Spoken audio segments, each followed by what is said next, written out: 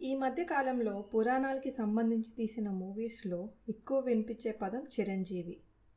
అయ్యో మీరు కాదు సార్, సారీ. ఆల్రెడీ రిలీజ్ అయిన హనుమాన్ మూవీలో చూసుకుంటే హనుమాన్ అండ్ విభీషణుడు, అండ్ రాబోతున్న కల్కి మూవీలో అశ్వత్థామ. ఇంకా ఎన్ని మూవీస్లో ఎలా చెప్తారో తెలియదు కాబట్టి కన్ఫ్యూజన్ లేకుండా ఈ వీడియోలో 7 చిరంజీవులు ఎవరో చూసేద్దాం. ఫస్ట్ వచ్చేసి అశ్వత్థామ.